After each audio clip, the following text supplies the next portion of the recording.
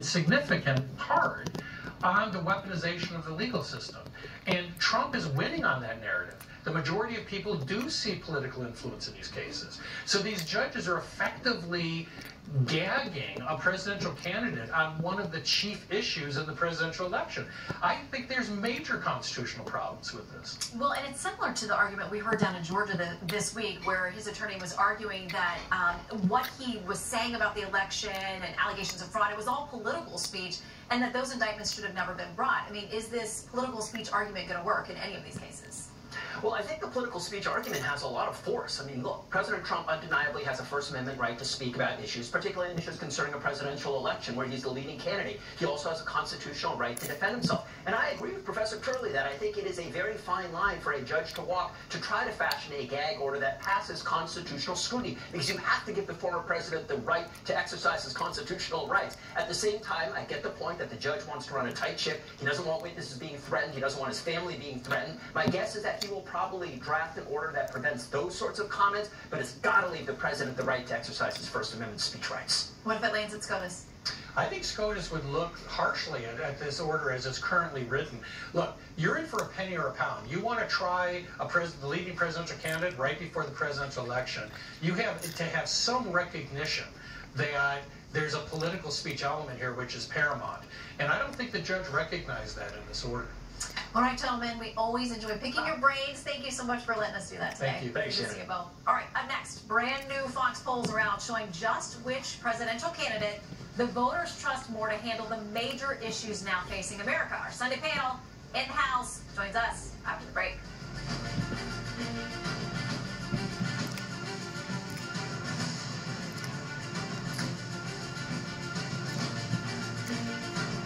Hey there, are you looking to grow closer to God, dive deeper into prayer? Listen, it doesn't matter if you've never prayed before or if you're praying every day. God wants you to grow a little closer to Him, to give you a little more of His peace. He's here with you now. Amen. Let Him in. Join me and millions of others on the #1 prayer app in the world, Hallow. Let's grow a little closer to Jesus together. Try Hallow for free today. Are you ready? Hallow. This is my father, Bob. This is my daughter, Lisa. And we love Pope Francis led Easter Mass at the Vatican this morning, speaking to 30,000 people in St. Peter's Square, just 2.5 hours after a nighttime Easter vigil. The 87-year-old pontiff had been battling breathing issues and has appeared frail in recent months, but there he is today.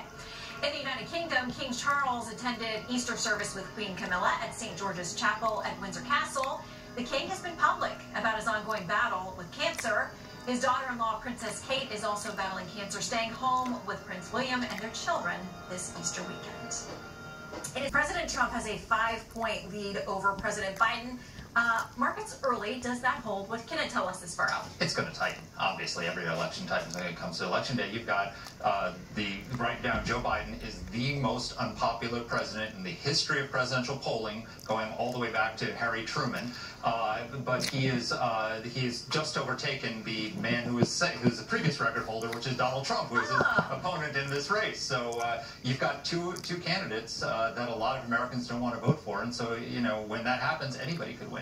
Well, President Obama put him down among those who is concerned, but a huge fundraiser lending his star power to President Biden this week. But the New York Times, quoting an aide, says Mr. Obama has always, that's the quote, been worried about a Biden loss. And so the aide added he is prepared to eke it out alongside his former vice president in an election that could come down to slim margins in a handful of states. How worried are Democrats? We wish there was a bigger margin. I mean, this is tight as a tick. And as Mark said, this is going to get even tighter. President Obama is probably no different than the rest of us, that we wish the election were tomorrow, we wish we would win, and we could all, have a sigh of relief. But it is hard to say. And, there are two people in the world who understand what it's like to run for re-election as Democrats, Bill Clinton and Barack Obama. They are resources. They happen to also be friends of these men. They've known each other for decades. And I think that they have insights that can be shared, and hopefully for the better. And I think Joe Biden wants them. Well, there is worry on the GOP side of the ticket as well. AP reporting that just 6 months before the first early votes are cast in the general election between Trump and Biden, Trump's Republican Party has little general election infrastructure to speak of. The disparity with the Biden campaign is stark. It's stark, and it comes at a time when you have the Biden campaign fundraising and having these really incredible fundraising numbers, to be honest, whereas in campaigning, going to swing states, whereas Donald Trump has essentially been stuck at the courthouse for the most part. Now, that works in a Republican primary, and it did work in a Republican primary. That really, I think, galvanized a lot of his support, even though he was still the front runner. But I'm curious to see how this plays in a general election.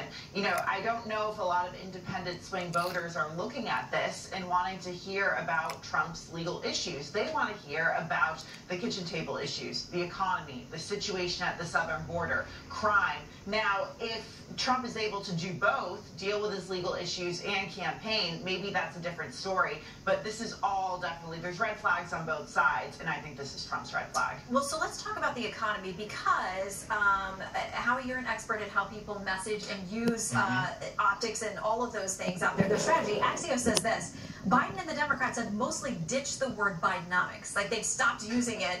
And you saw our poll earlier, better off than you were 5 years ago. Only 1 in 5 say that they were 4 years ago.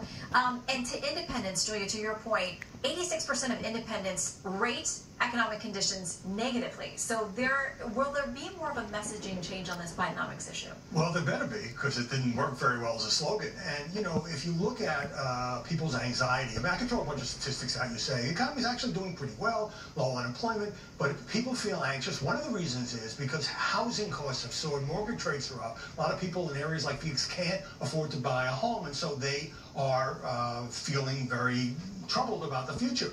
Also, yes, it's great that Barack Obama and Bill Clinton helped President Biden raise $25 million. That's a lot of money.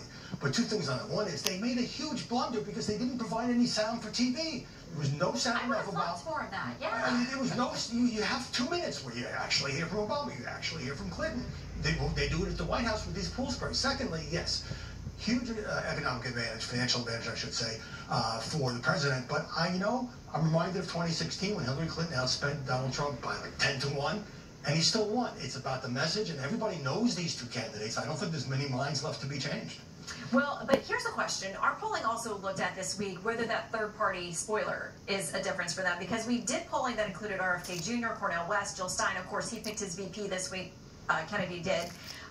In that polling, Trump's still up by 5 points. So Politico asked the question. People agree RFK Jr. is a spoiler, but they don't agree on whose campaign his candidacy is spoiling. Yeah, I think this is an excuse the Democrats are using for why they might lose. They're only going to lose because there's a third-party candidate involved. Look, the reason Joe Biden is losing, the reason why if we held an election today, Donald Trump would be elected president, is because, if you understand it, it's one statistic.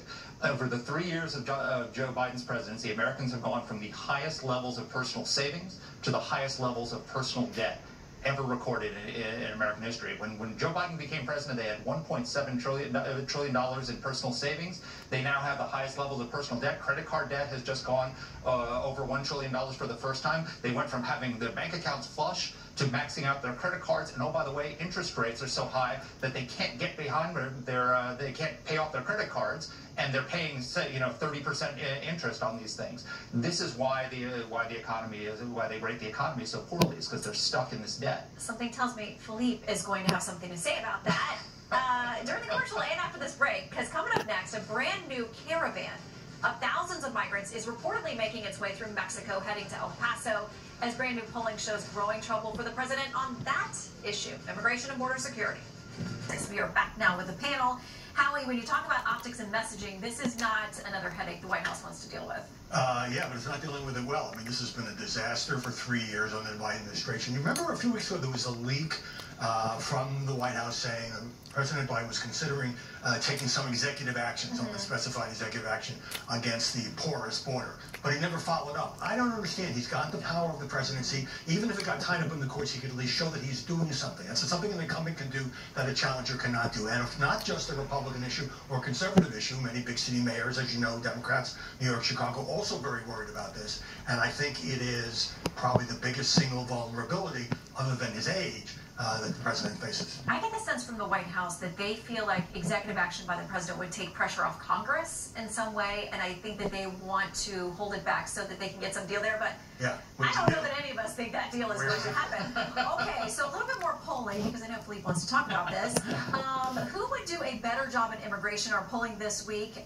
Now, I got to tell you, 4 years ago in the midst of the presidential election, Biden had an 8-point advantage. It is now an 18-point advantage for Trump. I think that's a reflection on the incumbent, and whatever name was in office now would be the one that's being criticized. Because look, there are three things on immigration. One, it's horrible, it's broken, it's untenable. I'm not going to pretend otherwise. Democrats shouldn't pretend otherwise, and I don't think the White House or the president does.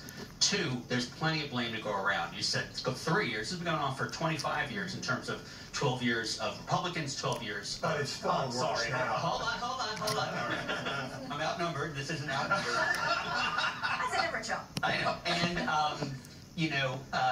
that it wasn't fixed the day that Donald Trump took office. It wasn't broken, didn't break on the day Joe Biden did. Third is where I'm going to get partisan, and you can really jump on me, is one party decided only in February, not even 2 months ago, to vote down the most comprehensive immigration reform in years. That would have put more people on the border, more law enforcement, more agents, more judges. And the Republican House said no. They wouldn't vote yes because they want it as a political cudgel. Exactly for the numbers you're saying. Well, they did also have objections to the substance of the bill as well. So it's called compromise. I'm sorry. And also, the law would have given the president the authority to close the border. He has that authority now. He has that authority now. Trump versus Hawaii, he ruled that the president has unlimited authority to keep out any aliens that he wants to keep out. Joe Biden has the same laws on the books that Donald Trump and Barack Obama had when Barack Obama was the deporter-in-chief who sent all the illegal immigrants home and got the left angry. He's broken the record for border encounters every single year for 3 years running. This is a Biden problem. And I'll tell you, Philippe, what I don't understand, maybe you can explain to me, is you guys know, personally, because you were with Hillary Clinton in 2016, that Donald Trump rode the issue of illegal immigration to the White House in 2016. Why would the Democrats, having seen that happen, when they take back the White House, turn around and unleash the worst border crisis in American history? And think that that's not going to help Donald Trump win the presidency back? Well, I think, listen to what you just said. There is no reason why they would do that unless they are not of sound mind and body. Which shows you how wicked of a problem it is, that you can't just snap your fingers and fix this. Okay. You do need added authorities. You do need... All right, I want to make sure that we get to this other issue that has been bubbling out there the last 48 hours. The White House is recognizing today the president as Transgender Day of Visibility. It happens every March 31st, but it falls on Easter this year. That proclamation was issued on Good Friday, and there are a lot of people upset about that, including Caitlyn Jenner, who puts this on X. I'm absolutely disgusted that Joe Biden has declared the most holy of holy days, a self-proclaimed devout Catholic, as Transgender Day of Visibility. The only thing you should be declaring on this day is he is risen. Well, now we have a statement out this morning from the White House on Easter. The president saying, Jill and I send our warmest wishes to Christians around the world celebrating Easter Sunday. Easter reminds us of the power of hope and the promise of Christ's resurrection. Julia, it goes on from there. But this has gotten a lot of attention. It's gotten a lot of attention. I think we were talking about this before. The timing of this, with this falling on Easter, obviously a very religious holiday, definitely gives, I think, Christian conservatives, religious conservatives, definitely some material to work with going after the president on this. But at the same time, I think you're seeing the president walk this very fine line of wanting to obviously acknowledge Easter, but at the same time, there's a lot of people, particularly on the left, his Democratic base, who feel strongly about recognizing the transgender community, Transgender Day of Visibility. And if he were not to recognize this, that could lead to the fact that the President Biden is a Catholic church-going man, and the idea that he would desecrate Easter as the Trump campaign is charging, he has no control of it. It has always been March 31st. Now, could they have skipped the proclamation? Would that have been better politics? Probably. But I think to some extent, a lot of the coverage is leaving out The fact that he Some doesn't angst control over the here hot somewhere. Kareem Jean-Pierre's Twitter feed this morning, nothing about Easter, but on Transgender Day of Visibility, the Biden-Harris administration honors the extraordinary courage and contributions of transgender Americans. Look, Joe Biden is a Catholic president. He's also the president who just sent his vice president to be the first vice president in history to visit an abortion clinic. You know, the Democrat position used to be that abortion should be safe, legal, and rare. It was a necessary evil. Now that this is a Catholic president whose administration celebrates abortion. So it's in the context of these anti-Christian policies that white people are so angry It's hard to see how selling Bibles is celebrating Christian values. And it's not Joe Biden that I'm taking a shot at. All right, panel. I think that's a good place to leave.